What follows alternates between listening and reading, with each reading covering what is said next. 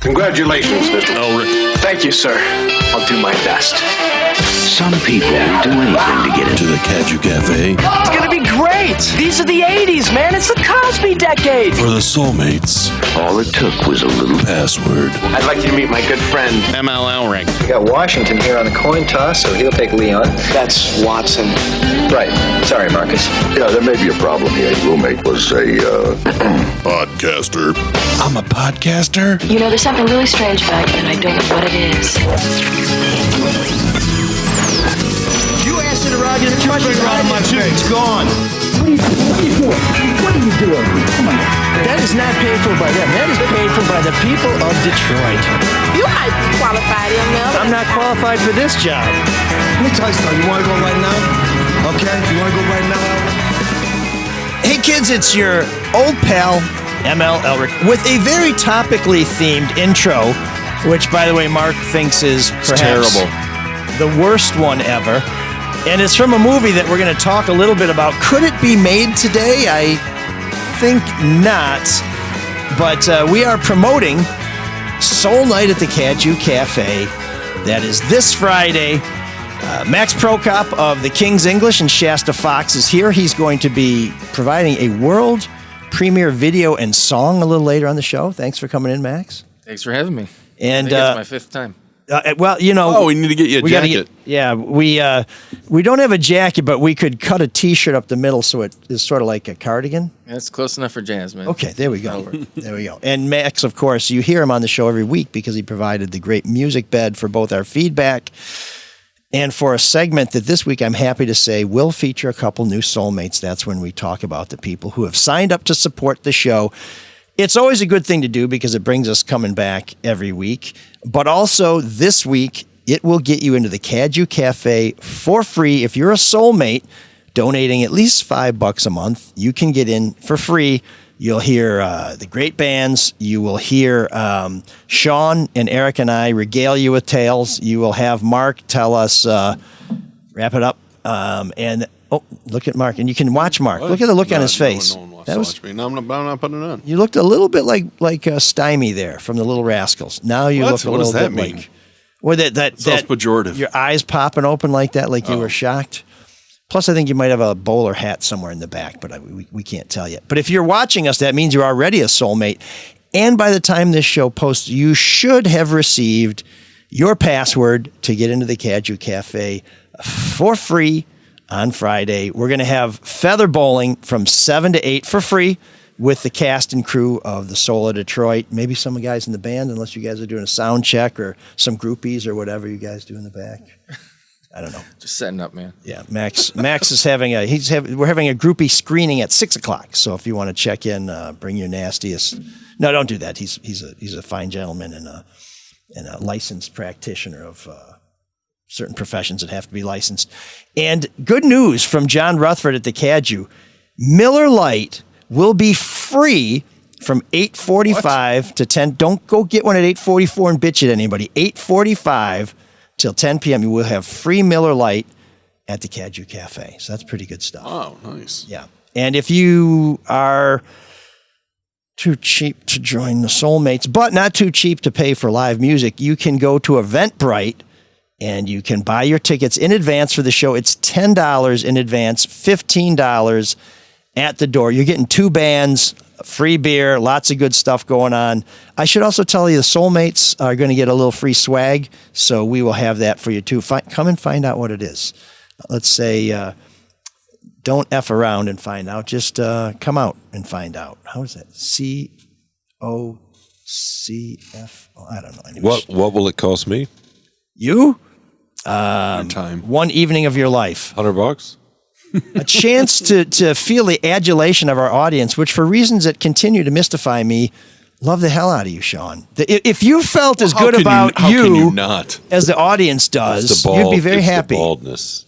No, it's your captivating energy. Yeah, I'm electric. As Henry Rollins once said, Shawn, if you could see the you that I see when I see you see me, you'd see yourself so differently. Okay, Henry Rollins, that's still the 80s. Can we ever have a reference? What's wrong with Henry Rollins? I love Henry Rollins, but can we ever have a reference from Mikey that's no post 2000? let alone 1990. You can't handle the truth. Oh my God! You need me on this microphone. How's that? Okay. And Mark Fellhauer's here too. Sorry, that was Shawn. It's usually helpful to adapt to the generations, plural, behind you, Mike. Really, not to the ones that have already died, because he really loves like 1920s radio. Yes, the passing of John Dehner was a particularly difficult day for me. You may have heard him in the Western Gentleman and some other classic radio shows. So the intro, which I wanted to talk about a little bit, was from the movie Soul Man, in which C. Thomas Howell, at one time that would have been considered a star vehicle for C. Thomas Howell, I think is no longer considered a star, wore blackface to get into Harvard Law School. So this is not only a... well, I mean, the actor wore blackface. The character took a tanning pill. Oh, is that what it was? I believe that's how it went in the plot. I got to tell you, I never watched the movie, although there were some people in there. You've never seen it? No, but there's some people in there when I watched the trailer. Am I a bad person for enjoying it, for laughing at it? Because it's ridiculous? I think it might be even funnier now that there's all this talk about DEI and about trying to affirmative action. And now that Harvard's under assault for about to give Trump $500 million to get him off his back. But do you know who was in that movie? I noticed this in the trailer. Is that not just extortion? It could be weaponizing of government, which wasn't cool 7 months ago, but now I guess it's very fashionable. Yeah, not much is illegal anymore. No. And if it is, you can probably white get collar. Fired. You can probably. I don't think those January 6 guys were white collar criminals. That's true. Good point. They were. I mean, they were patriots, but they were patriots who, B&E is not a white collar crime, right? No. Well, it depends who's committing it, right? And where the B&E takes place. Yeah. So, did you guys know who some of the stars who probably are not listing that movie on their resume are? Yeah. Well, you said C. Thomas Howell, who was just in a series showing Full Frontal last year, I believe. Which, by the way, great series, not because of the Full Frontal. But yeah, then Jan from The Office was she in it? Yeah, that's the girlfriend. That's the white girlfriend. Oh, who falls in love with him because he's black. Okay. And then her dad is Leslie Nielsen. Yeah. And I can't remember who else was in there. Who else was in there? Julia Louis-Dreyfus, That's believe right. it or not. Yes. Oh, really? I'm sure she's not bragging about that. She's a now. hoity-toity friend of his friend. Well, they know each other. She ends up getting into Harvard. And in that little clip in the intro where they're in the huddle in the basketball game, you know who the guy is who said, okay, you cover this guy, you cover that guy? No. Ron Reagan Jr. Oh, really? Yeah. He's America's leading atheist did a cameo in Soul Man. But that feels like a movie that you could not make today. But Mark, you said there may be under certain circumstances. Well, first off, there'd have to be a black writer involved.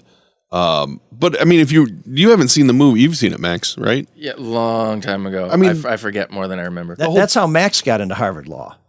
The whole plot of it, though, is how he regrets what he did and realizes that, oh my God, there is a lot of racism and prejudice around the world. Oh, so it has a moral. Yes, and there's a real famous scene where he's at the dinner table with Jan from The Office and Leslie Nielsen, the dad, and then they show how they view him, and it's it's fucking nuts how stereotypical it is. So would some stuff have to be toned down? Maybe, but I bet you it could be made today. The problem is you can't have a white actor wearing blackface.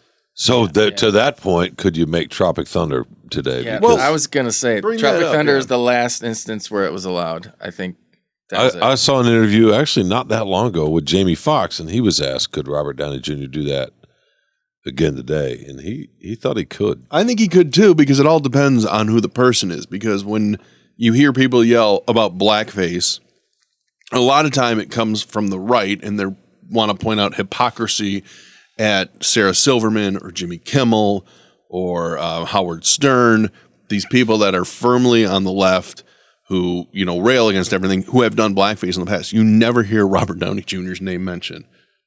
Never. You just don't. You hear Jimmy Fallon too, because Fallon did it. Fallon played, he did Chris Rock. He played Chris Rock in blackface. Wow. You always hear the same people brought up, and I think a lot of it Ted Danson. Remember Ted Danson's? Yes, and that might have been the worst, but yet nobody Nobody really brings him up. But either. Tropic I think Thunder it has something to do with the actual plot. Yeah, of people. Tropic Thunder, Of course. because of the way he's interacting with the black actors who signed up for the project, and they know that they're going to be dealing with this guy. They're making a movie, and he's a fucking buffoon in the movie. So he's satirizing the exact thing that is being criticized. And I think for certain people, you could just look at it. Yeah, the art itself justifies its existence, but nowadays it's like, would you get an actor to sign up to possibly wear that scarlet letter? That's the tough. That's you know the what tough I mean? part. Yeah. Yeah, that's one of those where it's either the only gig you can get, or you're so big you can survive anything, or you're sort of like, God, I'm going to draw a blank on it. Kate Winslet in Extras with Ricky Gervais. Yeah, I'm trying to think. Where she plays the lesbian nun during World War II because she says, this is my Oscar role. Yeah. You know, it's like if I do something that's so edgy and out there and out of character, it's the one where people say, I never saw Kate Winslet playing a lesbian nun during World War II. You know, this is an amazing, performance. But yeah. I still think the vast majority of people would see it for what it is, and it's an actor playing a role, right? And it's what you do with the role. It's not the whole what's the minstrel show, right? You can get down rabbit holes. I've seen clips of the scene where Robert Downey Jr. and I can't remember the other actor's name, who's actually black, in Tropic Thunder, where he holds him close and he starts quoting the theme song for the Jeffersons, right? Yes. For 400 years, and their reaction videos to that scene from regular black folks all over the internet who find it hilarious, right? So it just depends on the role, the actor. That whole bit in the movie where Robert Downey Jr.'s character in blackface starts talking about you people. He said, "What do you mean, you people?" And then the black actor's like, "What do you mean, you people?" So moments like that, right? It's clear. I think it could be made. Do I think a studio would do it? No, because they're really sensitive about that stuff. Well, I think hear it make more, money though. Maybe the thing with that movie that I hear more about is the full retard. Oh, and Tropic Thunder, yeah, right. That's almost, you couldn't do that again, probably, right? I don't know. I think you could now. I think the pendulum's swinging. I mean, the most recent episode of South Park. Oh my God, fucking brilliant! The Woke is Dead episode. So brilliant. Yeah, where I did not see it. They say the R word and the F word. They're like, nobody seems to care anymore. Yeah. Could Dustin Hoffman be the Rain Man again? Since we have actors on the spectrum who could fill roles, would he be slammed for appropriation? Maybe. I mean, or taking a job of somebody who Ben Affleck just did The Accountant too, and he's playing autistic. Oh, is he? Okay. And I didn't like it because the first one, autism was more of like his superpower, and it was really cool. Like the skill set, this made him a worse adversary. But now he's like a caricature of someone with autism, and I was like, this might actually offend some people. But don't you think most people that consume entertainment see it as an actor playing a role? Most. And the people that have problems with it are just not the most really people, loud. It's the fringes. And I'll give you an example. I don't know if anybody remembers. Remember Scarlett Johansson was going to play I think she was playing the trans person in the movie, and people got mad that a trans person wasn't playing the trans role. And so guess what happened? The movie never got made. Oh. Well, that didn't work. And it got shelved. Yeah. And they were happy it got shelved because Scarlett Johansson shouldn't be playing somebody she isn't played. And it's like, well, you know what, though?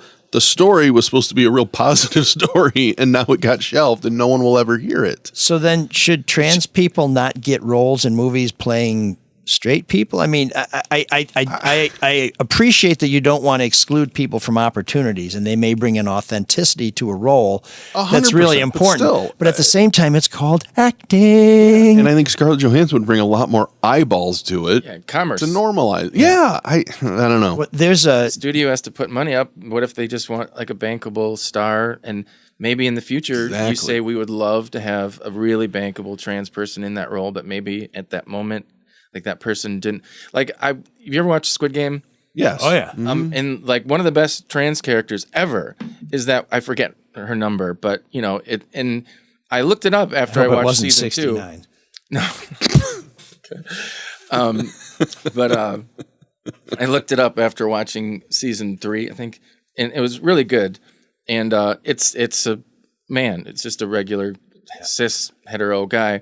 But they're like, we don't really have trans people in South Korea, at least not visible enough. Yeah. But they're saying because of this guy's turn as the trans person, it's going to make it better for trans actors in the future. So that maybe the next opportunity, it is an actual trans person. So they're actually crediting this guy with sort of helping kick the door open, but it's because of the sort of lack of visibility for trans people in South Korea. Yeah. So stuff like that, where it's like, if your heart's in the right place, maybe it's actually okay. And that's my problem with Soul Man, is I think people see Thomas Howell is wearing blackface. Yeah, maybe that's not a great decision. But if you see the movie and see the message that's there, it's like, yeah, he realizes what the character realizes what he did was wrong, and that, things are racist. But isn't it a positive message? Isn't it kind of offensive to suggest that you only realize there's racism if you experience it? Doesn't that indicate that you have such blinders on that you're not in tune with anybody else? I know, but I mean, it just seems like the most obvious point. It's sort of like, well, the point of this movie is don't kill people. Depending on the ratings, I'm not sure how many people thought it was a comedy. But spoiler alert, I believe he ends up with the black chick, Rae Dong Chong. And doesn't James Earl Jones say, "I guess you learned more than you bargained for"? Yeah. So there's your could the movie lesson. White Chicks be made? Well, that was what you brought up before. And before we get to that, one of the things I did want to say, and I think Max kind of got to this a little bit, is I think one of the reasons why people do get upset when trans people don't get trans roles, when Asian people don't get Asian roles, so on and so forth, is because they're not getting other roles either. So until we start seeing people of all backgrounds and all persuasions getting all kinds of roles, when you take the few jobs that might be set up for them, it's going to be a problem. But I do come back to, there was a story from the Marathon Man where Dustin Hoffman, stays up around the clock and he's trying to avoid these guys who are torturing him. And so when he gets on the set, he's actually done it because he's a method guy. So he stays up for days and days and days. And it made it very difficult to shoot the scenes because he's like sleep deprived and kind of a zombie. And Sir Laurence Olivier says to him, he's like, next time, why don't you try acting? Like pretend you're tired instead of actually being tired. Not a bad point, right? It's like, you're an actor, right? You can, I'm kind of sleepy. It's like, wow, like really be sleepy. And I mean, I think sometimes at the end of the day, is it good art? Like, did they do good with the subject matter? Did it make you feel something? What if somebody has a vision and they just start casting for the role and somebody comes in and just crushes it, and you're like, oh God, this is like the person who's going to make this project. Like when Quentin Tarantino wrote that Hans Landa character. Where he's like, I don't know if I'm ever going to be able to find the person that can do this, that can fluently speak Italian and French and German and English and all that stuff. He's like, I may never be able to make this movie. And then the dude shows up and he's got a movie. So like, what if you're the person creating it and you just cast somebody and you're like, they just nailed it. Yeah. Yeah. And Christoph Waltz, not great in James Bond, but fantastic in Inglourious Basterds. I mean, like, talk about a bravura I liked him in James Bond. That was one of the worst James Bonds ever. Go back and watch it. Which one? I'm your brother Blofeld. Get the hell out of here. Spectre. Give me a break. Go back and watch it. I'd rather watch Inspector Gadget. It's better on second and third viewing. It's better on acid. But Mark was saying about White Chicks. I think White Chicks could be made, and the reason why is because you can make fun of your oppressor. Yes, exactly. It's all about, is it funny if you're making somebody, is it funny if you're picking on somebody down the food chain? Isn't that what Soul Man did? Up the food chain. Isn't that what Soul Man did? Are black Harvard Law School graduates common or in charge? I mean, wasn't that what he was punching Well, no, up but it was punching at society in general. You know what? I can't say because I have to watch it. I haven't seen White Chicks either for that. By the way, the role that C. Thomas Howell played was offered to Anthony Michael Hall, Tim Robbins, Anthony Edwards, Val Kilmer, and John Cusack, and they all turned it down. So they asked. They all also had better gigs, except for Anthony Michael Hall, probably. Well, that time, what year was that? That's true. He was in hot. his SNL area, and after Vacation, I don't know. Well, he might have been too busy. Yeah. But C. Thomas Howell was asked about it, like, why'd you do it? And he said, when I made the movie, I didn't go in with the idea that I had a responsibility to teach America a lesson. I went into it because it's a great script. It's so well written, so funny, and sadly very true. A lot of experiences this guy goes through, maybe he wouldn't have gone through them if he was a white person, but when he's black, it's a very different experience. I think that's fair. When I was it's totally fair. When I was a kid, I read a book called Black Like Me about a guy who takes pigment to become black, and he starts traveling around the South. He's a white guy, of course, and he just writes about, this is what my experience was like. And when you read it, you're like, holy shit. I mean, this never would have happened to him if he went around as a white guy. Or like Eddie Murphy when he went around as a white guy. Oh, I love that skit. Yeah, I love that skit. Just take the money. Just take it. No, how much do you need? Just take it. Go. What are you doing? I'm buying this newspaper. Just take it, man. It's such a great sketch. Like, return the money anytime. Or don't. We don't care. Yeah. Do you know of any other banks like this in this area? Yeah. No, that was great. That was awesome. Dave Chappelle played with that sort of thing too, didn't he? In a few skits that were And he said that's iconic. And that's what made him eventually kind of want to get away from it, because his poking fun at that stuff, people were buying into especially it. the Clayton Bigsby one. Clayton Bigsby, but I think the big one was where he was the pixie on the airplane. Do you remember that sketch? Oh, yeah. Yeah, and that one, like when he saw it, he's like, oh, this isn't having the effect I expected it to have. Yeah, I thought he said that, that like the N-word family skit. Yeah, that too. Like there were people in his... From the 50s TV like, sitcom. Where people in his own family were like, no, like that's no good. And then I think he said something, I could be wrong, but like there were sort of like white fans approaching him, sort of not enjoying it for the reason he intended. Yes. Especially with the Clayton Bigsby sketch. I've heard him talk about that. Yeah. Well, I've experienced this as somebody It is brilliant, though. who writes about politicians in Detroit and Wayne County who are mostly black, and so people are like, why are you picking on black people? I'm like, well, elect some white people who are crooks, and I'll pick on them too. But you get comments from readers sometimes, and you're like, I'm glad you like the story, but I don't like why you like the story. And you end up feeling like, well, didn't that happen? What I wrote was true and fair and important, but you seem to be thinking that the story wasn't that somebody did something wrong.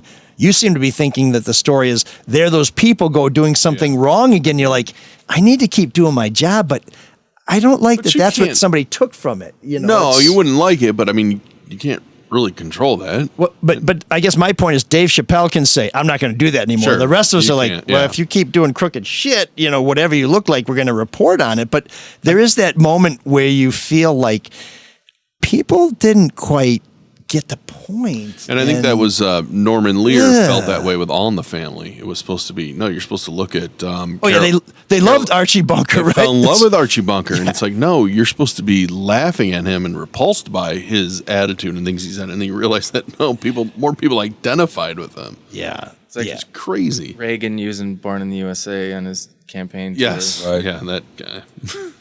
Now, I do think Lee Greenwood's pretty good with God Bless the USA or Proud to be an American when Trump and Bush and all those other guys played it. I think he's in on the joke, probably. But maybe it's not a joke. I don't. Do you know he made one for Canada, though?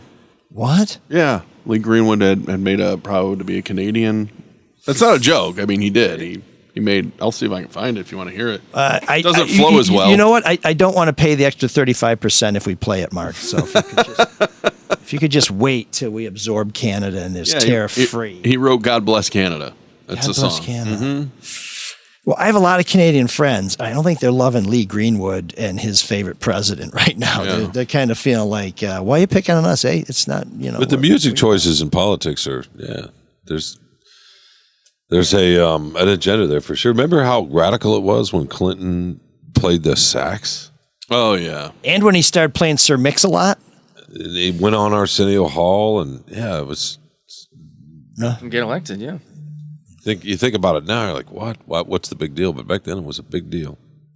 Well, for white America. As someone who doesn't play the sax very well, I would say it was a big deal because like I play the sax as well as he does, which is why I don't do it in public. I mean, that felt like this is not really a talent, but whatever. It's fine. Yeah, but didn't you give him a cool factor for some reason? Well, Toni Morrison, you know the writer Toni Morrison, right? The Bluest Eye and is that Cage Bird? sings? Or No, that's Maya Angelou. Okay. That's But Toni Morrison. That's racist of me. They all. I want to say it was Toni Morrison. Nice one. Wrote Mark that Thomas Bill Fellhauer. that Bill Clinton was the first black president. What's that? I want to say it was Toni Morrison that wrote that Clinton was the first black president. Lincoln? I might be mistaken. Yeah. But I think it was Toni Morrison. Well, almost whenever I'm in public with Rochelle Riley, former columnist for the Detroit Free Press, who now works for the city on promoting arts and stuff like that, she'll call me out and say, ML Elric really is black. And it's meant as a compliment, but at the same time, I'm sort of like, boy, I hope people aren't sitting here saying I'm telling people I'm black. Why does she say that? Just because she thinks I'm cool. And there's a certain only black people are cool. Cachet. Pretty much. I mean, that's true. Me and Max. It's an honorific. He's wearing black. He's dressed in one black. of the nicest things. Always bled on black, like Wesley Snipes said. Are you done? Shawn would like to say something. I was just going to say. I guess I got canceled. I'm with you, Mike. One of the nicest Racist. things I ever heard was from a former colleague, Suzette Hackney, who used to call me white chocolate. That's because nobody likes white chocolate. Okay, maybe you're right. So it's... No, because you have a higher fat content. Yeah, no, the Swiss like white chocolate and Nazi gold. Yeah, it's not really chocolate, I suppose.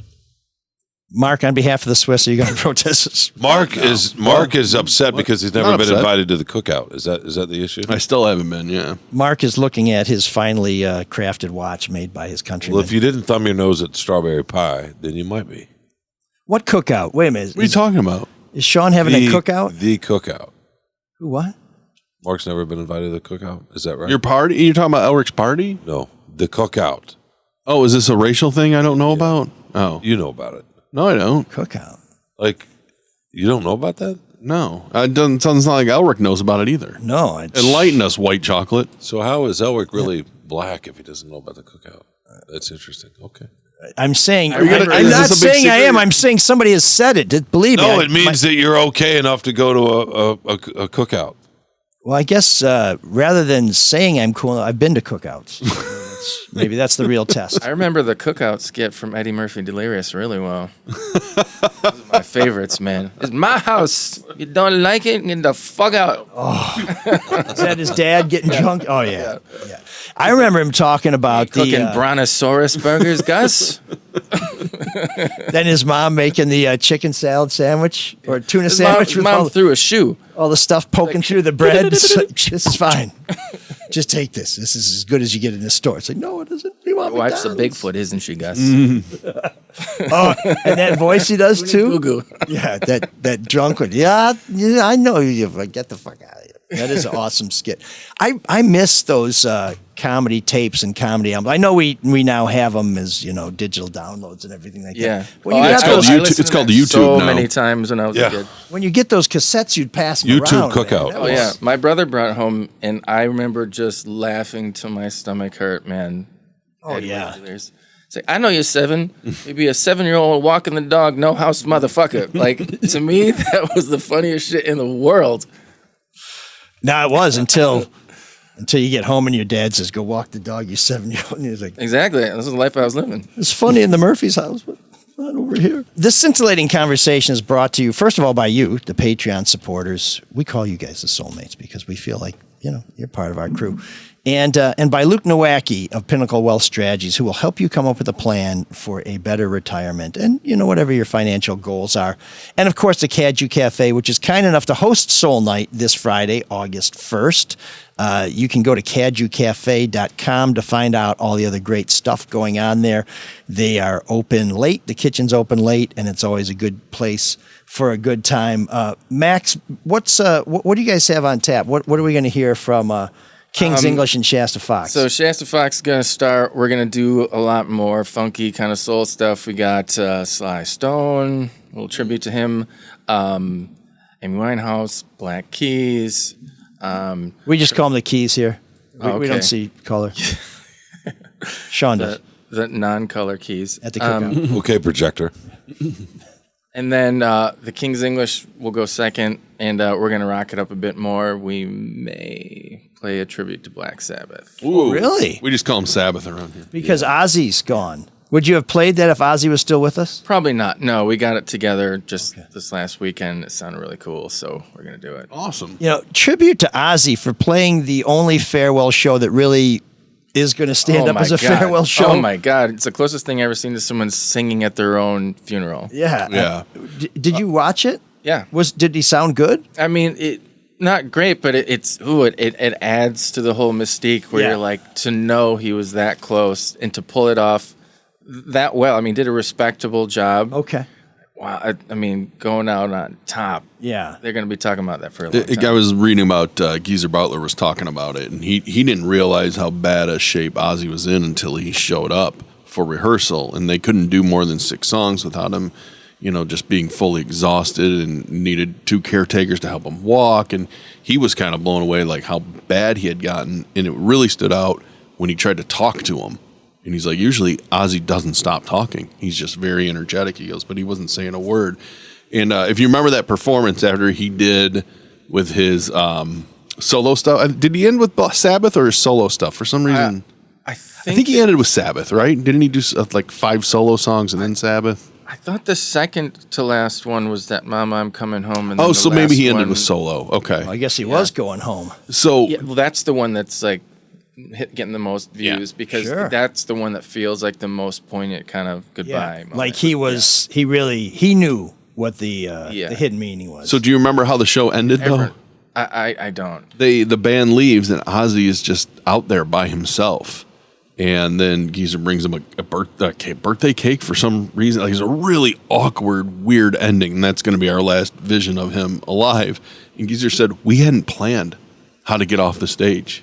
They planned how to get him on the stage. He goes, but usually we all just take a bow and we leave, but nobody thought how to get him off. So he's like, that's why I took the birthday cake out there, and then they made the whole stage black, which is just so weird because, you think he's on there, he's going to be Ozzy again, and then you realize, like, that ending, this really is the final curtain call. Yeah. What might you play from Black Sabbath? What are some of your favorites? Well, we're playing War Pigs. No Crazy Train? No Sweet Leaf? That's not Black Sabbath. Or Mr. Crowley? Yeah, that's not Black Sabbath. What was it? Shit, my... Don't we try to talk about We didn't have rock. a lot of time to sort of decide on it, but we had played War Pigs years ago, and we never really gigged it, but we had got it most of the way there, so we were just like, let's just do something we know we can pull off. Okay. Well, that's going to be great. So if you don't know, Shasta Fox plays a lot of great popular music, kind of soul-tinged. Valerie's one of my favorite ones you guys do. And it's a lot of fun, tremendous. And then King's English does original music. You've seen some of the world debuts they've done here. You can find World War IV on YouTube now. It used to just be on, what was the band platform? It was Bandcamp. Bandcamp, but now you can find it on YouTube. So definitely check that out. It's going to be a great, high energy, a lot of fun performance. Come out, hang out, meet all of us. And speaking of the dearly departed, before we get to our Geek of the Week, we lost a friend. I like to think of him as a friend. You know him as Hulk Hogan or Thunderlips. I prefer to call him Terry because that's what I used to call him when I taught him all my moves.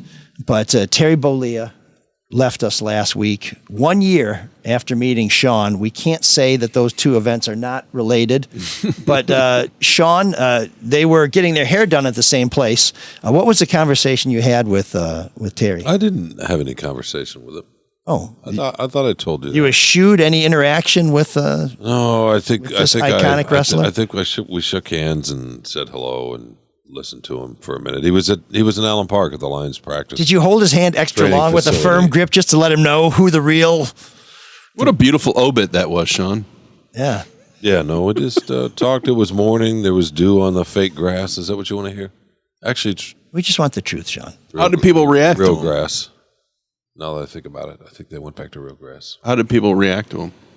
It depended on your political views. And this was at the Detroit Lions training camp. There were right? there were some people there that didn't want to meet him, and there were other. I mean, he'd just come off the.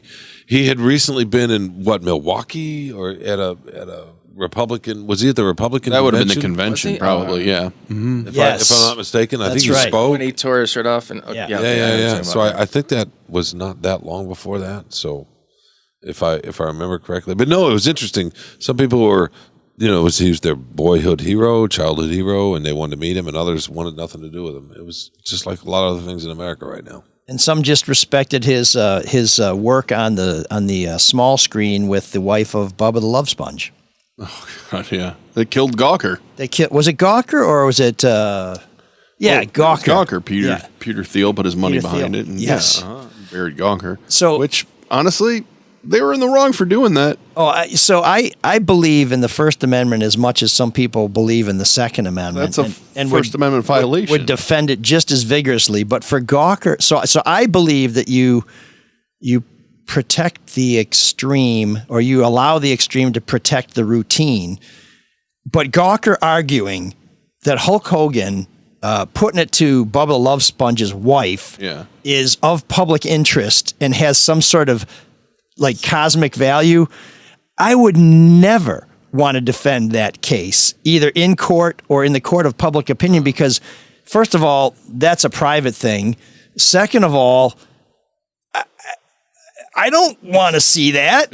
How are you saying there's public interest? Oh. I'm bad. I saw it, of course, but it was on Gawker. That's my excuse. But yeah, I guess if your name is... It was only there for purine interest. Yeah, I guess if your name is Gawker, the whole thing of gawking at two people having an illicit affair is very gawky, but I was... slow down for accidents, Mark? I was sorry to see a news organization destroyed, but... I'm a very curious person, Shawn. Hard to say that's the hill you want to die on. Really? Is that a bad thing, too? Should I not do that? To be curious? Yeah. No? Can you learn from an accident? I don't want to see a body. I can feel bad, but what? Is that bad? No, I'm just curious. I feel like you're judging me. Not at all. I was just curious at who the people are that slow us down when there's nobody blocking traffic. And you don't? Accidents off to the side. Well, you're supposed to slow down for an accident. Yeah, if you can, you move over and slow down, but not to 3 miles an hour. Huh? Well, I don't. Robert Ecker. I don't get out my camera and film it. And you do stop your car. Yeah, and get out and take pictures with me in them, take selfies. You get the little collapsible chair out of your trunk. Well, I thought I was the judgmental one on the show. So wait, you wouldn't... Wrong again. You didn't talk to Hulk the show's almost over, and Mark told me before the show that he preferred Erika. He likes having Erika. He likes having Erika here because she pokes at him, and he likes it when we poke at him. And the show's about over, and I haven't poked at him yet. I think everybody should. I figured this was my last chance. Everyone should invite pushback on their beliefs and thoughts. It's usually just me and Mr. Elric. No. Well, maybe it's just he prefers Erika's poking as opposed to your electrician, light switch, urine-scented hand manhandling him. No, I like getting shit from you, Shawn. It's great. Manhandling? I thought I had a gentle touch.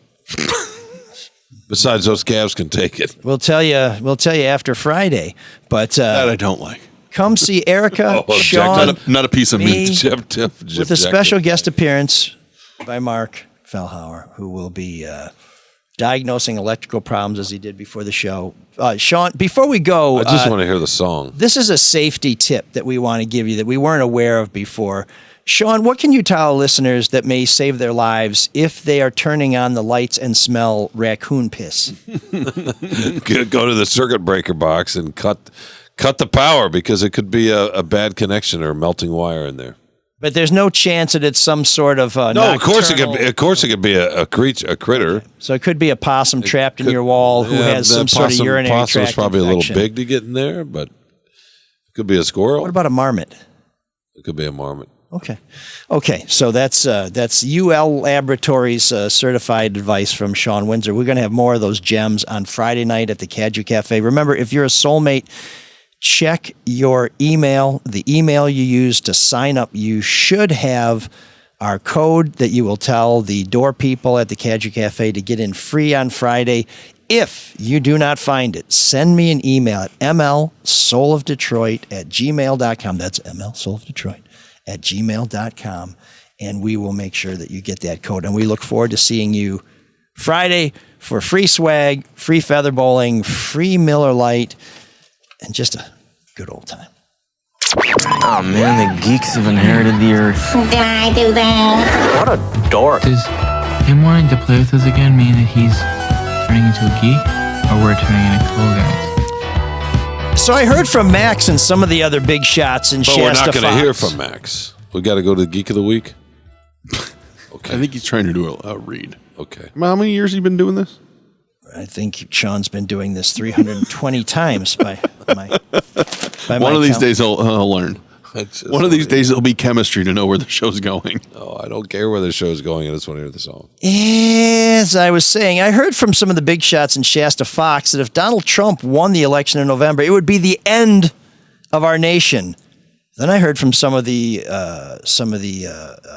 master musicians in the King's English that if Kamala Harris won in November, it would be the end of our nation. Nice inserting him into politics. Just trying to keep things relevant. Since it appears that you may be screwed either way, why not ask Luke Nowacki for help managing your investment portfolio as the country is likely to implode like the last days of Rome? After all, what do you have to lose, Shawn? You can't lose more than 100%. Shawn, I want you to repeat that whole read. I'll explain after the... Unless Shawn interferes or changes the laws of physics and mathematics, or as we talked about earlier, that Dick Sir Isaac Newton gets involved, you can't lose more than 100%. And when you call Luke... Oh, he'll make it all about you, sweetheart. Securities and investment advisory services offered through Mosaic Wealth. Inc. member FINRA-SIPC. Mosaic Wealth. Inc. is separately owned, and other entities and or marketing names, products, or services referenced here are independent. Mosaic Wealth. Inc. What was that phone number again? It was 248-663-4748. I missed it because the whole time you were doing the read, why were you leaning over to this area and pointing at what I'm drinking? I was just curious. I saw that it was guava. I was just curious. Man, but why were you pointing at it? Because I wanted you to turn it for me. I mean, is it that weird to drink Celsius? Oh, I just did not. I don't know what that is. I haven't seen it, so I was curious. While he was reading, keep your hands to yourself, mister. Before we read Luke's number again, can we get a quick poll on who won the donuts competition? Oh, there's no doubt you won. Was no competition. That's the only reason you're calling for a poll. There was no competition. Yeah, you brought in Tim Hortons, and Shawn brought in little donut. Hostess, yes. These are disgusting, by the way. Yeah. Take them with you. I brought those for you. This tastes like eating wax. Yeah. I brought those for you. I don't want them. I appreciate the sentiment. I'll give them to somebody else. Give them to somebody else. Yeah, that's like when they're gross, by the way. When your girlfriend thinks you're about to give her an engagement ring, instead you get her like some bad porn.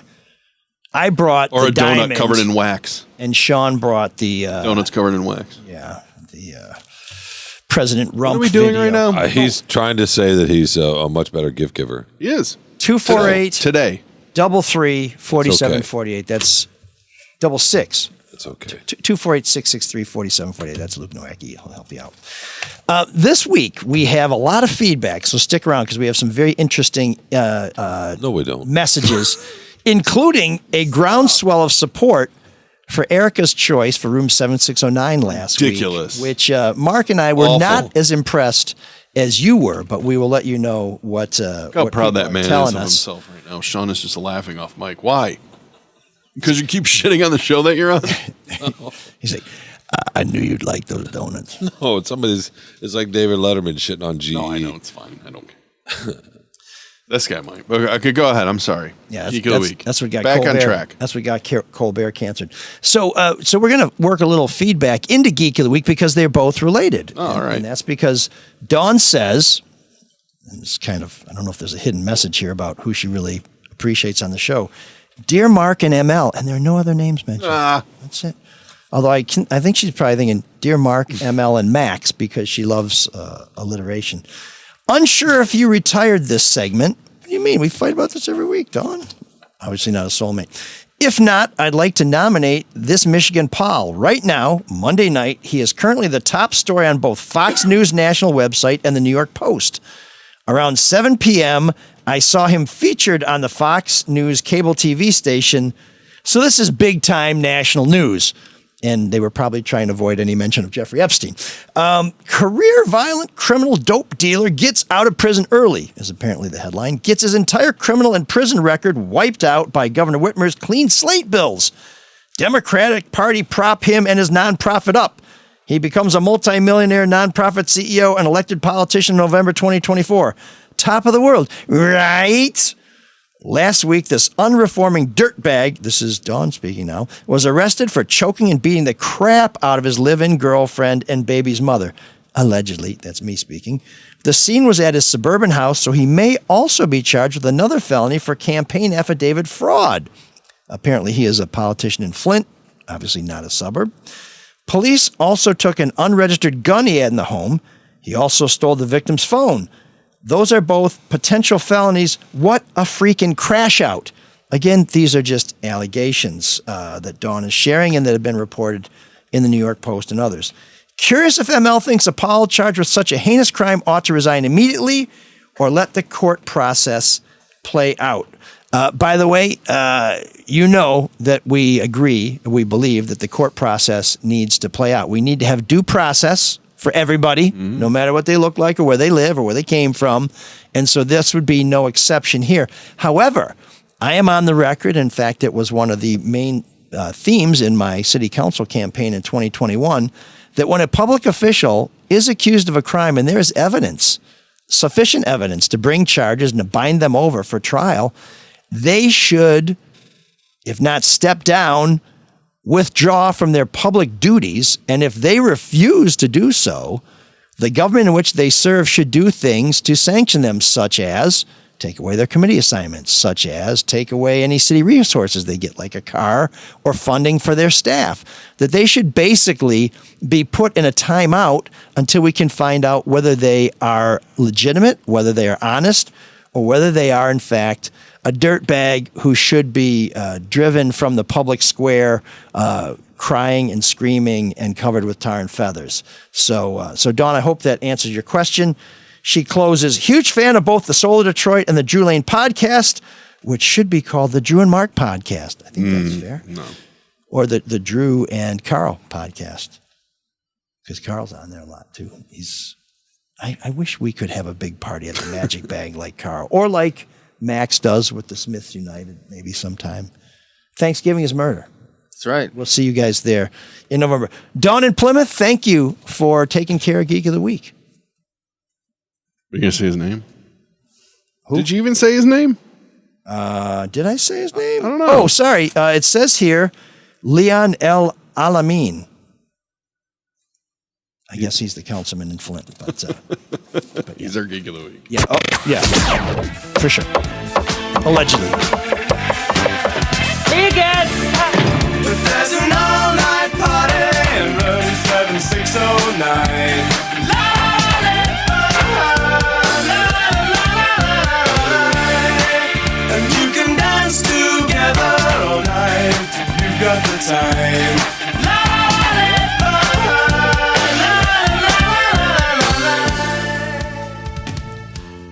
Room 6076, right? Room 760. How long have we been doing this? I'm Shawning now. I was going to say. That's a verb. I think, Shawn, you're in his head. He's kind of flustered lately. Yeah. Just want to see. He's been ragging on the show all show. See if he's going to get salty with Max now that he can actually face the target of his ire. This is where we bring new music forward, or new wave music forward. Shawn's waiting. Are you even paying attention? Yes. I'm just waiting. He just made a purchase on Etsy. But we want to let you know about the Cadieux Café, which makes a lot of great music possible. And if you're looking for a good place for a good time on the east side, Monday is Muscle Madness, all you can eat mussels. Wednesday, I believe, is karaoke. They have live music inside and outside, in the bar, in the beer garden.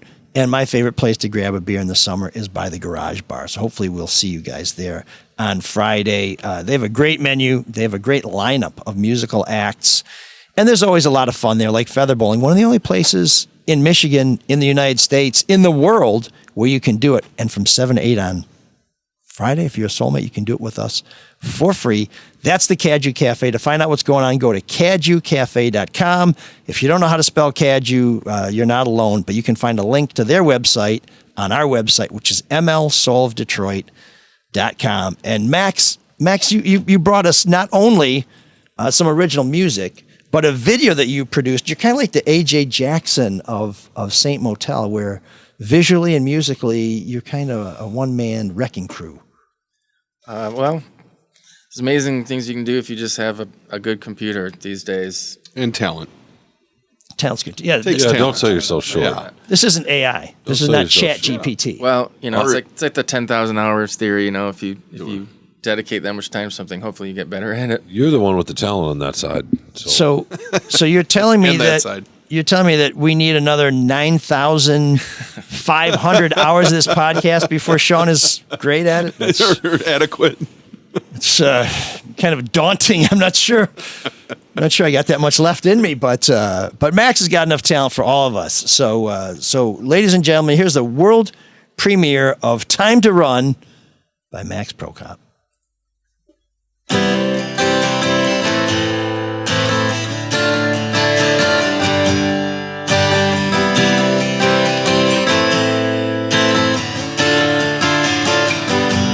Didn't you know it's a cruel world? Gotta prepare yourself. You never know what's coming when you wake tomorrow morning. Better get yourself inside. You better find a place to hide. There's always something new coming to sink its teeth in you. Time to run. Get your guns, you never know who's near. Time to flee, can't you see? You should be feeling fear. You never get a warning, blindsided on a Tuesday morning.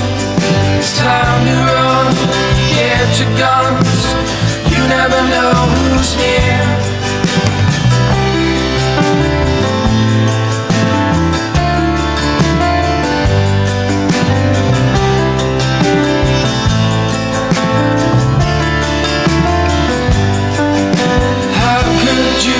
Smiling, what makes you unusual? You say the world ain't burning, you must be delusional. They grab at you but you're not taking all the medicine, you're not shaking. Is it a choice you made? They taught me to be afraid. Time to run, get your guns, you never know who's near. Can't you see, it's time to flee. You should be feeling fear. You never get a warning, blindsided on a Tuesday morning. It's time to run, get your guns, you never know who's near. Is it a choice you made? They taught me to be afraid.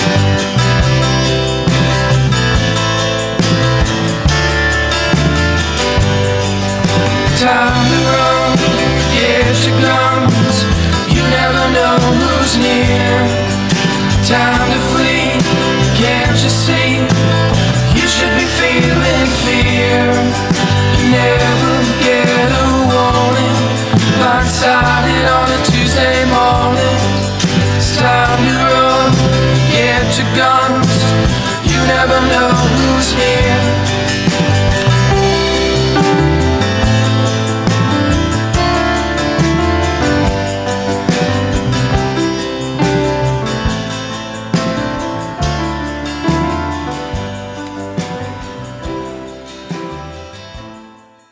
Look at that. Written, produced, performed by Max Prokop.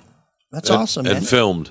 And cool. Edited. Yeah, produced, edited. Does Mike know you're cheating on him visually? He found out, yeah. Uh-oh. It's tough to...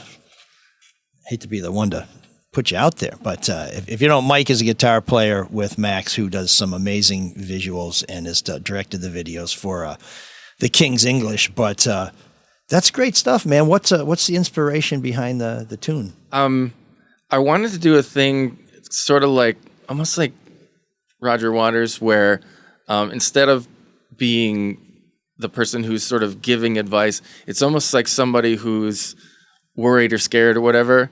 And then if you listen to the second verse, it's sort of like the person who's saying, look, the world's a scary place. You got to run, get your guns, all that stuff. Then they encounter somebody that seems sort of immune to it. And like, what I was thinking about was, it seems like whenever you pick up your phone or you log on your computer, there's just so much shit out there that seems engineered to scare the shit out of you. Yes. And if you let yourself go down that rabbit hole, right? yeah.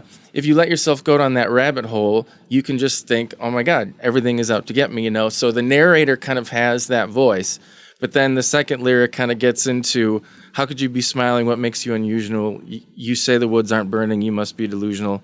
They grab at you, but you're not taking all the madness, and you're not shaken. Is it a choice you made? They taught me to be afraid. And I thought that was kind of cool. It's like the narrator comes across somebody that's sort of free. Yeah. Well, I think any parent can relate to that too, because our kids seem to be so anxious and worried about everything. And I find myself, we just had a long weekend in the car to Brooklyn and back. And of course, when you're in the car that long with your kids, they talk about everything. And my advice to them on a lot of stuff was keep being a good person. And when people don't reciprocate that, the answer might not be it's anything you did. It may just be they're dicks. Yeah.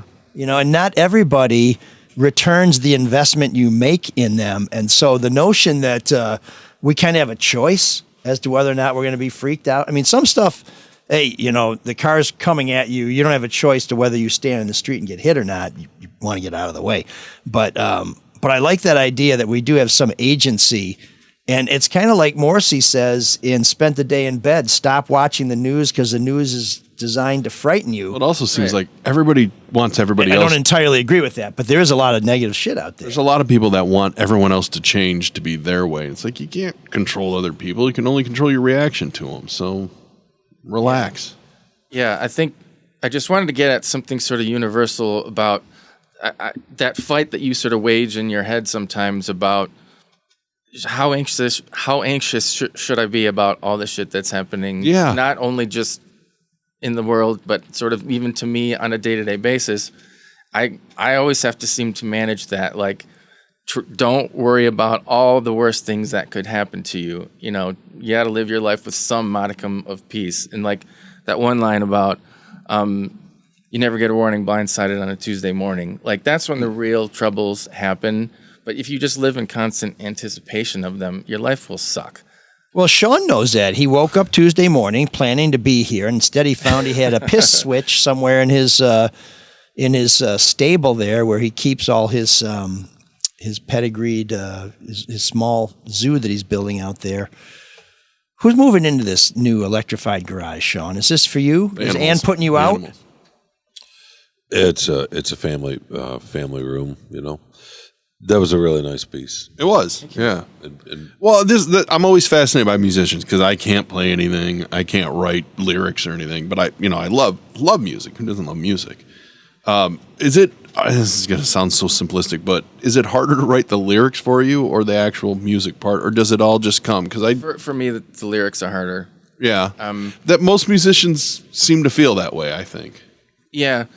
It's sort of just like deciding what you want to say. And I mean, it's the same thing if somebody told you like, hey, just start writing a book. You'd have to go, ooh, what do I want to say? And the good songs do sort of come to you sort of in a flash.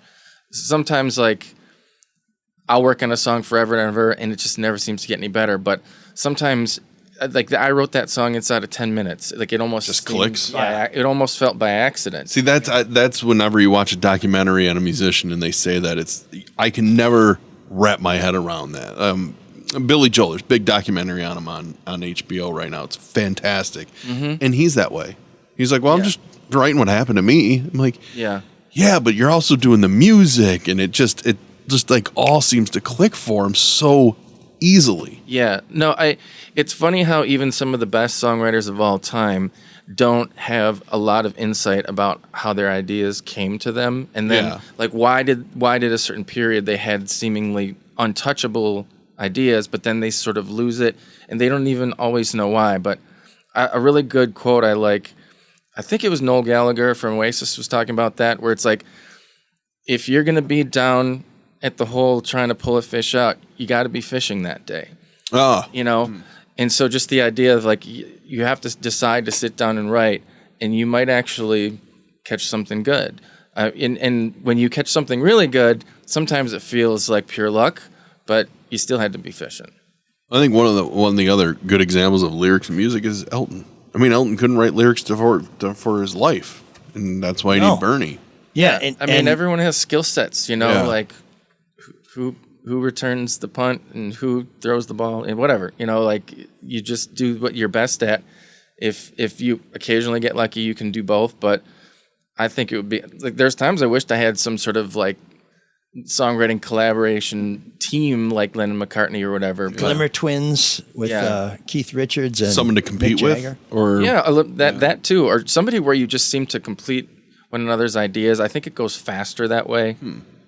Well, it's fascinating to me that there are people like Elton John and Bernie Taupin, where Bernie writes the music, hands it over to Elton. Elton writes the lyrics, and they said other way that. Around. Yeah. Oh no! Yes, you're right. You're right. Bernie writes the lyrics, then Elton writes the music, and they say that Elton has never suggested one change to the lyrics, and somehow the music turns out being great. And my understanding with the Smiths is Johnny Marr and the crew would make the song, and then Morrissey would write the lyrics. It would just be weird to me to listen to it and say, I didn't think that's where it's going to end up, but okay. That's good. Mm-hmm. And to never say, and I'm sure Smith and Marr and those guys squabbled, but Elton and Bernie, it's just like, this is what I came up with. It's like, okay. I always like, any of you guys like the band Tool? Or am I the only one? Okay. Yeah, so do they do Hot Thoughts? Oh, no, that's Spoon. Sorry. Never mind. One of my favorite, I think one of Hot the Thoughts best is in my rock mind songs of all time is The Pot. Oh, That's it's one of the so best great. songs. And so many people think it's about marijuana. Yeah, I always read that it's about being like a. That's what old people would call it. Person. Are you still smoking the pot? Mm-hmm. See, I like Vicarious. I think the lyrics to Vicarious are fucking great, especially for people that work in the news industry. But anyway, I believe the way they write their songs is, the guitarist and the drummer Danny would just sit in a room and make the music, and they would kind of lay out lyrics, and then Maynard would come in and just change it to what he wants. Like, it's just. I don't know. Those are three of the greatest musicians ever, and they each just do their own part, and it's crazy how easy it seems. And I'm sure it's not, but it just seems so easy for them to come together. I think it takes a special chemistry and maybe a certain confidence by everybody involved, because many years ago, a good friend of mine and I decided we're going to write a book together, a story, fiction.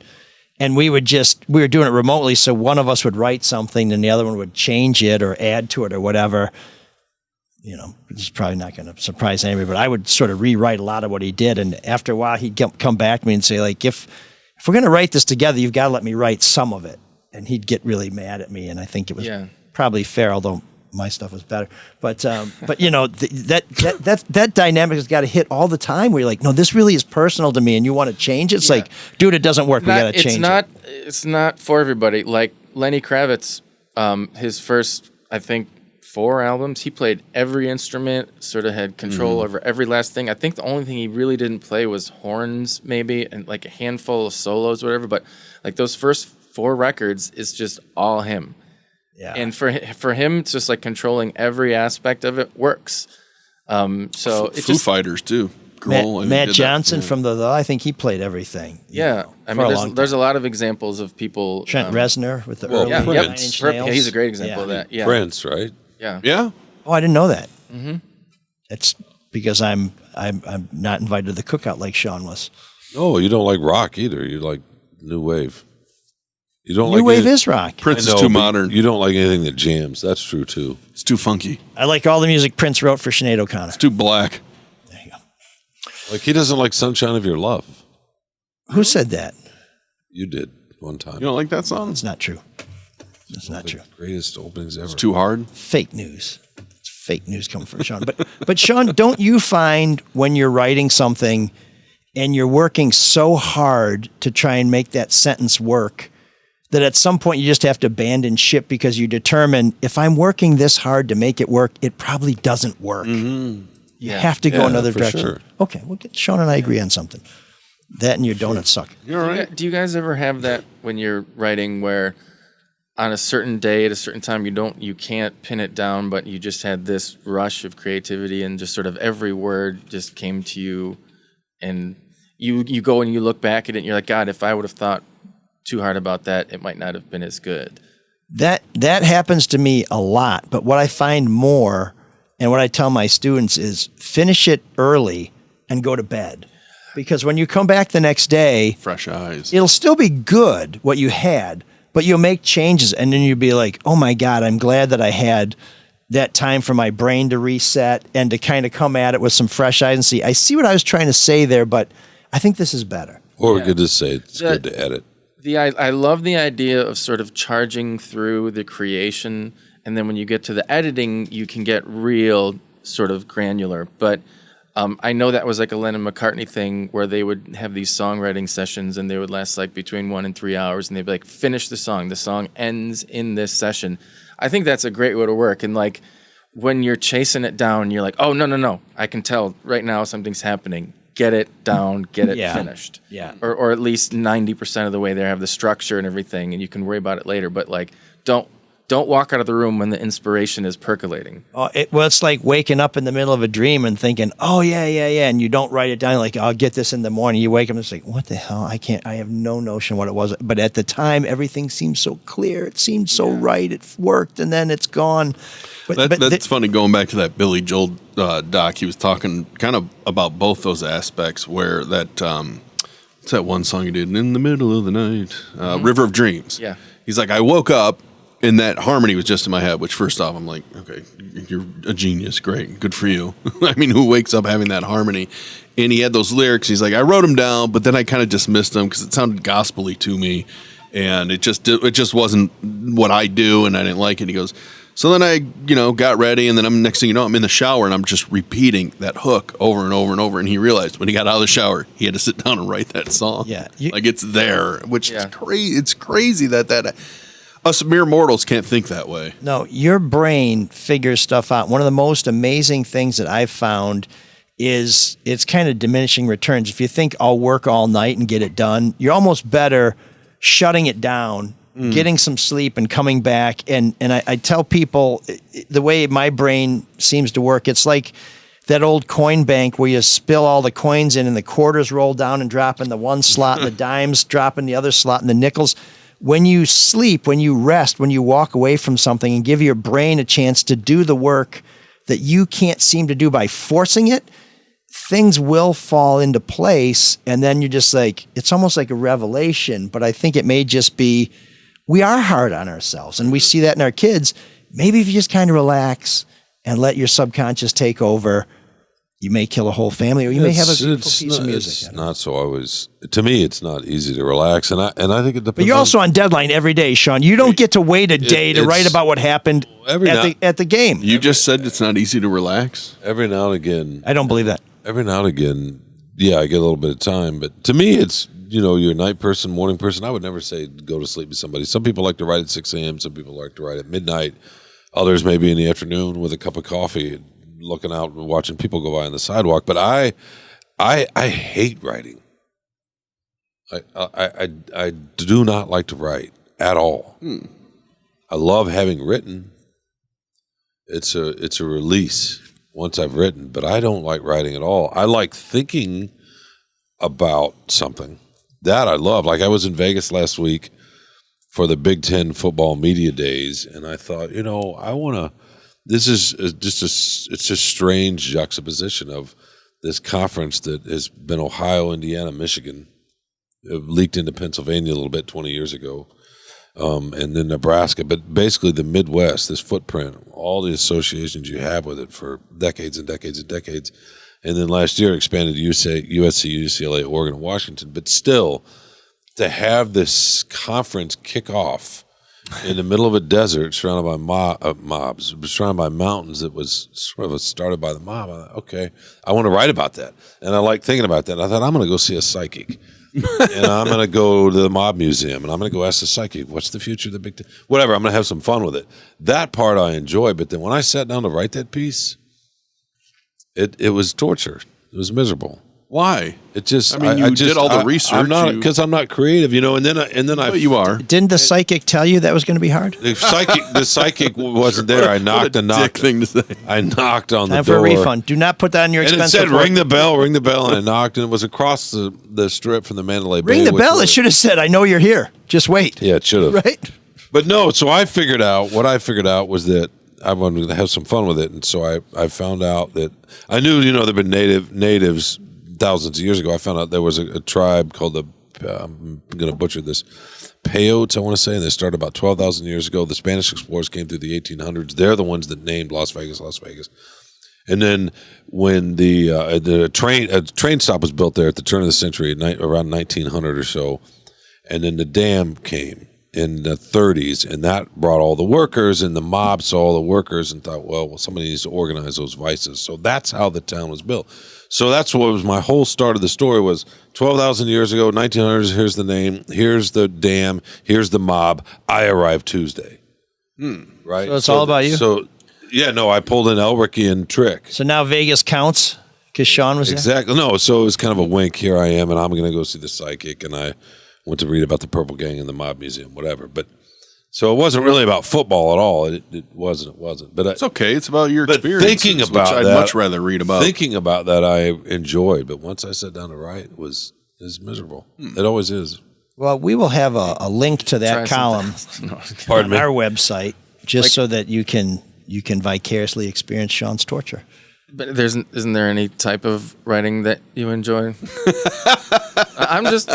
I think it's a fair question. I'm asking sincerely. Yeah. No, not at all. Which is odd. I know. I made my living as a writer for a long time. I mean, my hat's off to people who are under the gun and they have to just put out a work product daily or weekly or whatever it is. Like that type of creativity would be difficult. I worked at an ad agency for a while, and I remember thinking, like, how do you just show up and be creative every single day? Because for me, it's like, that's not my job. You're not going to be. Yeah. So I can sort of wait for the muse to arrive, you know?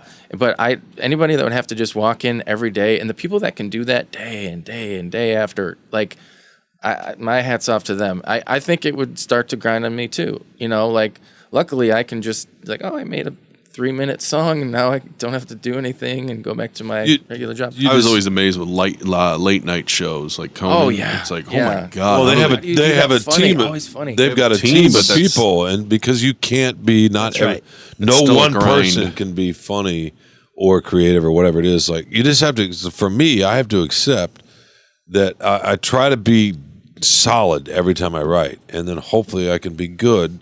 Every third or fourth time or whatever, that you just have to accept a ratio in your head. You're probably a good writer then, because you don't have that Dunning-Kruger thing where you just think you're great and then it's crap. No. You know, like you're no, instead you're imposter syndrome. Yeah, I might pretty much. But those are some of the most creative people. Like I've been around musicians who think they're the shit, and you listen to what they have done, and it's terrible. And I have friends that are amazing musicians who just think they're kind of all right, and they're always bagging on themselves. I would say the only thing that I don't hate as much is if I'm writing something really personal, like I wrote about my father. I'd never done that before. I've written about my mother and other stuff and personal things over the years, on and off. But I wrote about my dad a couple of months ago.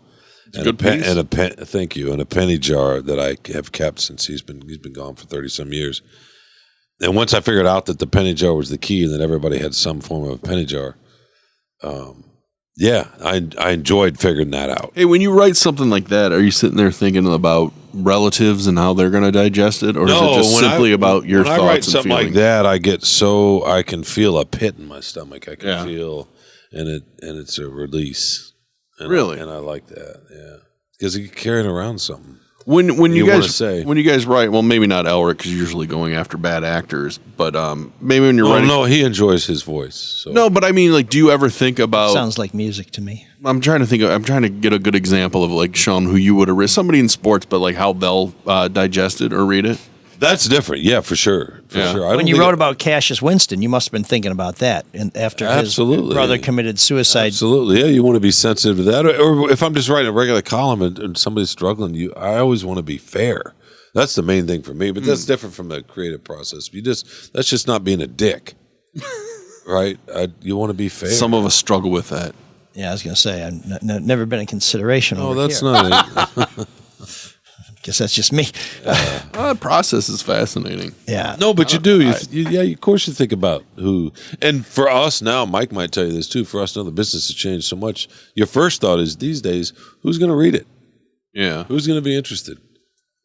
But can you do that though? Because you have to. It doesn't kind of ruin the product. I mean, well, maybe it does, but it's changed. We have instant access to who's reading what in real time. You can get on at any point in the day. How many people are? I mean, you need to know your audience, but you can't. I don't think you can be concerned about what one or two people might, if they might not like it. No, it's not. That's not it. It's like, is there an audience for this? Who's going to read it? And in newspapers, used to say, we are the arbiters. We decide. We're going to tell you what's important. We still do that to a degree, but it's much more symbiotic now, right? Yeah, because you have to write to we're your like audience. We're like any other business now. Yeah, or any other creative. Like, okay, right. Yeah, we got to think about who's on the receiving end of this, and we didn't used to. We were very arrogant for a long time. Because you got to make money. Yeah, exactly.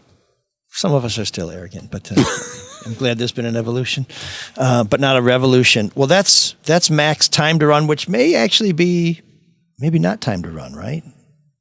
I mean, you're kind of telling people, hey, it's not. You're interpreting his lyrics for him. That's I'm just saying that second stanza sort of says, hey, maybe you're ready to run, but wait a minute. Yeah. Wait a minute. Yeah. Yeah, I think it's the see it for what it is. Narrator is having sort of a aha moment. Yeah. In saying, who's this person that seems to be immune to all this fear? Yeah. It's like, whoa, wait a minute. There's another option. Let me explore that. So maybe it's time to run. But, pay attention. Yeah, I thought of doing like a third verse where it was like, or a third chorus where it changed the lyrics and it was like more uplifting and the guy had learned his lesson or whatever, but I'm like, it just didn't sound right, so I just kept it. You know, the other thing is sometimes when you feel like you have to tell people what you just told them, it kind of suggests you didn't communicate what you're trying to communicate. You know, some things should just sort of resonate. Well, there's a little bit of sort of Roger Waters kind of vibe in it, where, you know, sometimes the songs through a sort of pessimistic lens give you the message like, mother, do you think they'll drop the bomb? And are they going to break my balls and all that stuff? Sometimes I think it's an effective way of writing. Because sometimes songs I feel like are a little bit overly preachy, you know? They're just sort of saying, do this, do this, do this, you know? Like, and I sometimes like where the writer or the narrator, whoever, is sort of a character who has doubt. Yeah. No, it's great. And I think people can probably relate to somebody who has doubt more than somebody who has all the answers, because I think most of us are looking for the answers still. I mean, there's certainly a time and a place for someone to say, don't worry about a thing, you know, but, you know, for whatever reason, that was just the idea that struck me that day, and I was like, I think it's a cool idea, so I just went with it. Having said that, we will never play Bobby McFerrin in room 7609. I was talking about Marley. I know, but I'm just saying that when I hear "Don't Worry," I immediately think of Bobby McFerrin. I think talented cat, but not my tune. So if you have a great suggestion for room 7609, or maybe you're super talented and you wrote it, produced it, and shot a video, you know, let us know. Send us a line. Shoot a link over to mlsoulofdetroit@gmail.com. We love to have your suggestions, and we also love to have your stories, because sometimes they trigger in-depth conversation. Other times it's just kind of a cool little moment from your life that you want to share with everybody. So please keep those suggestions and stories coming. Mark, cue the other Max music. Oh, love that. My favorite part of the show every week. This is By the way, Mike closer to the end. Mike apologizes, right? Who's that? What? Don't you apologize to Max? For what? Not bringing gluten-free donuts? Oh, God. I did, the whole. That's the gluten-free part. It's also 0 calories. So enjoy. I mean, he's bragging about his gifts over there, so know your audience, right? It's cholesterol-free. Well, you brought donut-free donuts. That's like sawdust with some brown paint on them. I mean, who's buying those? I was tired. I just grabbed it. You buy those if you want to try and kill a cop. I appreciate the thought. Thank you. Come on. So, yeah, that's the thought. It's like, I'll take some condoms and some of those donuts while my gas is going into my... I was going to DJ's, but then the piss smell kind of threw that off. So Oh yeah, and I was going to build a playground for a bunch of poor kids, but I had to come here. So we both were going to do something wonderful, and instead I brought decent donuts, and you brought those sawdust palate paralyzing pieces of. Okay, crap. let's compare Tim Hortons to the burritos I brought you one time. Oh, those are the best. Zingerman's. Yeah, exactly. So one time, I think I brought donuts multiple times. Does a shitty thing multiple times make up for a beautiful thing one time? I don't know. Are you guys basically fighting over who brings better gifts? I'm glad that's the reason you guys bring things in. That's nice. Episode. I'm trying to motivate Shawn. I'm trying to tell him actually it is time to run. Or maybe not. But don't be afraid, Sift through it. That's what Max tells us. If I ate one of those donuts, I would be afraid. And I think Max has told us he wouldn't eat those. Max is telling us he's got to go. Fine for them. That's true. That's your feedback. Okay. So no. This is where we thank our new soulmates. That's where we thank those of you who keep the show going every week. We have a new soulmate. That's Nick. Nick, thank you very much for stepping up. We really appreciate you. Thank you, Nick. And last week I told you about somebody who did an extraordinary thing that only a couple people have done. And we want to make sure that we do not forget to mention Vince increasing his level of support because he's either won the national lottery or he's decided, you know what, these jokers might go away and I can't let that happen. So Vince, thank you again, even though I didn't name you last week. I'm naming you now. Vince, my man, thank you for increasing your support and becoming a super soulmate. We really do appreciate you. And now for a little feedback.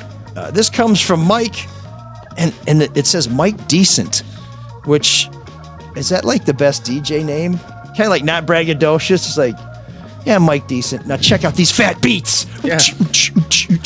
Mike says, I must say I love the song that Erika picked for room 7609 last week, which was what was that by Champagne? And Shawn, awful. Shawn would have appreciated this because they're named after Champagne, Illinois, not the bubbly drink from a certain region in France. Which, if it's not from that region in France, it's not champagne by law. Only a wine, right? Only a snob Shawn, would point that out. Shawn can't speak because he's currently eating wax. Yeah, he's currently choking on this candle that he bought. Champagne's a cool little town. It is. There you go. It's the only thing is. There was a great band there in the 80s called Turning Curious. They were from there. I hate all that shit from the 80s. How about some modern stuff, Shawn? One thing, if you're going through Champagne. That must have stung him bad. He brought it up again. If you're going through Champagne, we just have to give you a warning, particularly for the young people. There's a chance that Shawn's ass will be sticking out of a window, so please be very careful when you're going through Champagne. Oh, that wasn't Champagne. Oh, where was that? New Orleans. Oh, New Orleans. Well, that happens all the time. It wasn't my ass. It was my stepfather's. Wait a minute. I thought you got caught mooning somebody in Champaign, Illinois. There's two stories. You get a pressure suit and skip across the top of the atmosphere at 80,000 feet, then you can hang your ass out wherever you want, I guess. No. But there was another story I think Elric's referring to. Yeah, Shawn did something on a bus, right? I thought it was see, it was that a was bus, north right? of Champaign. That was Paxton.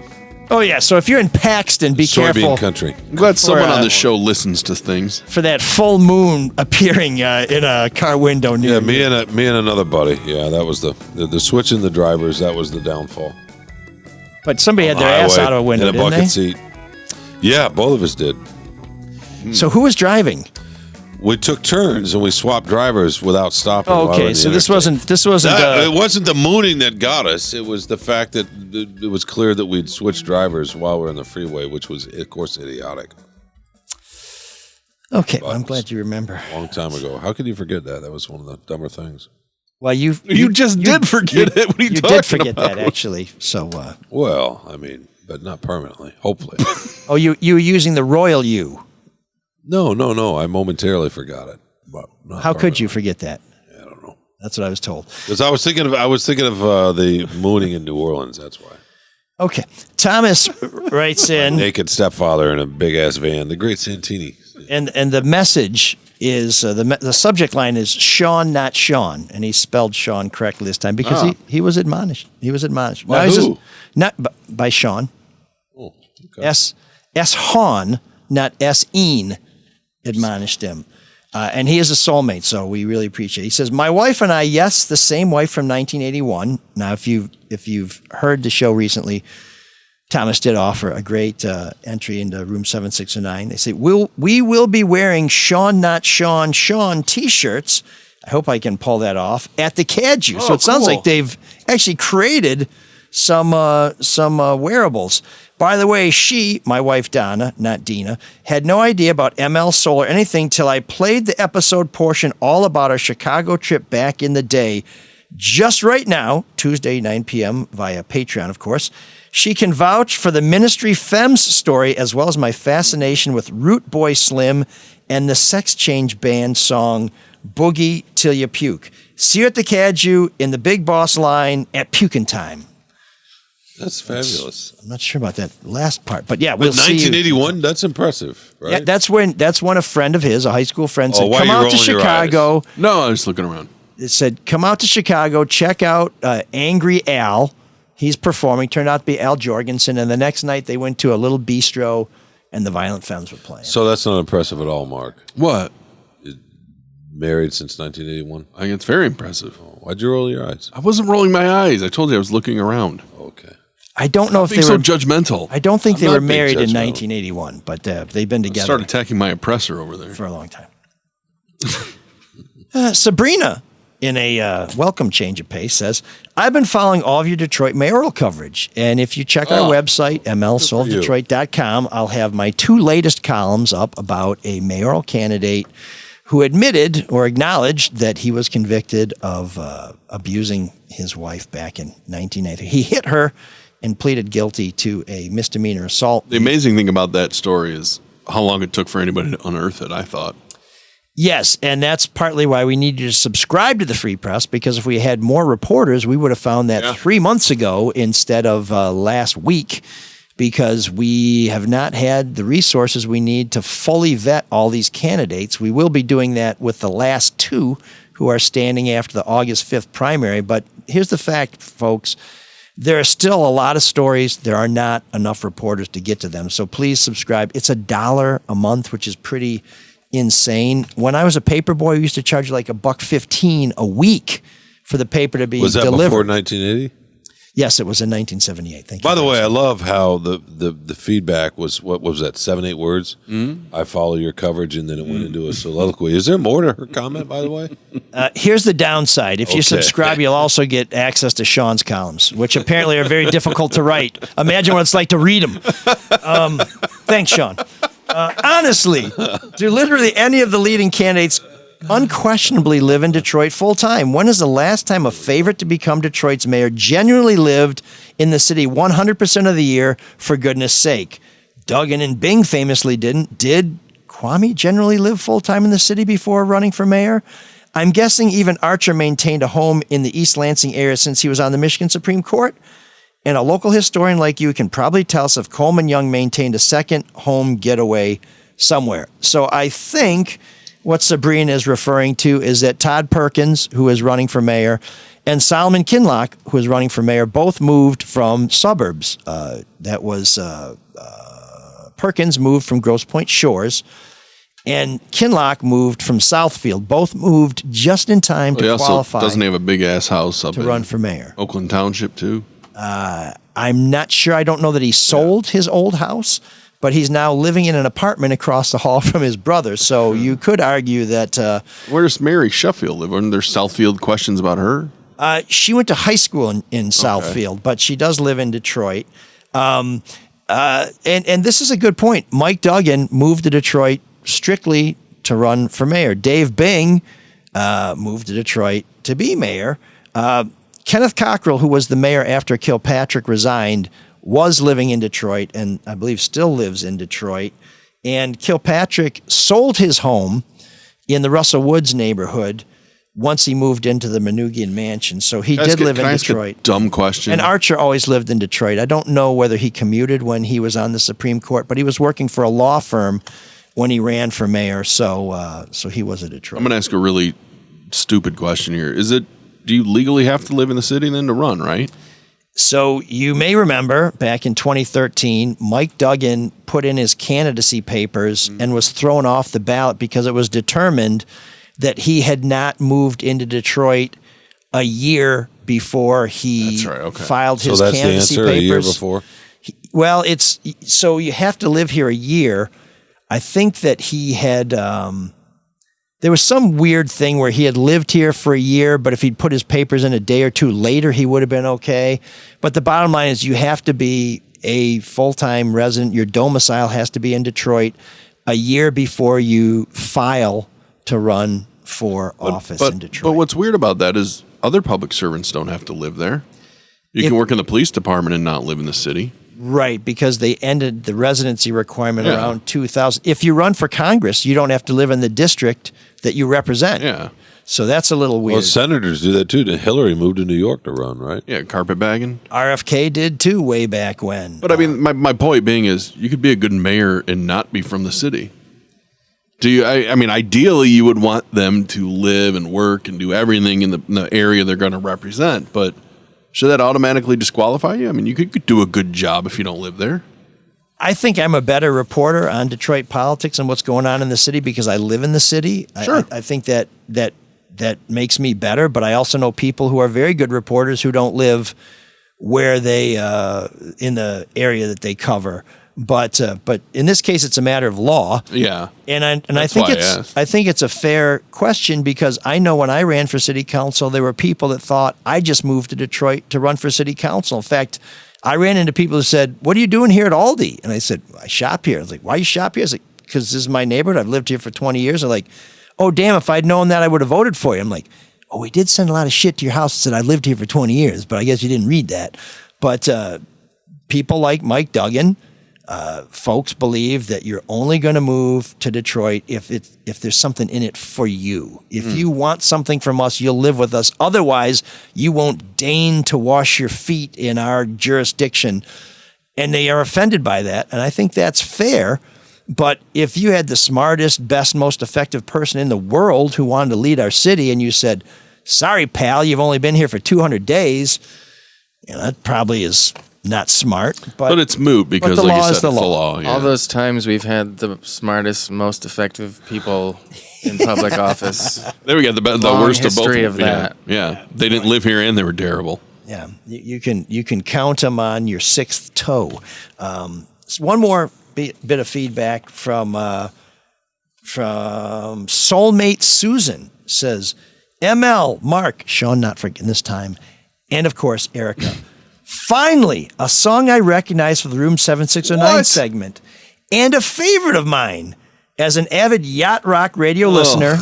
And last time Max was on the show, he and Greg, aka Brian, we talked about yacht rock and our appreciation for it. Susan says, "As a child of the 70s, I love the song 'How About Us' by Champagne. Please thank Erika for the suggestion." No, I will not. In appreciation, whoa, hey, hold on. I'd like to increase my monthly contribution. How do I do that? Well, go to patreon.com and I will respond with personal instructions because we really appreciate that. And you thought you would lose Soulmates for this song choice. Don't underestimate the yacht rockers in your listening audience.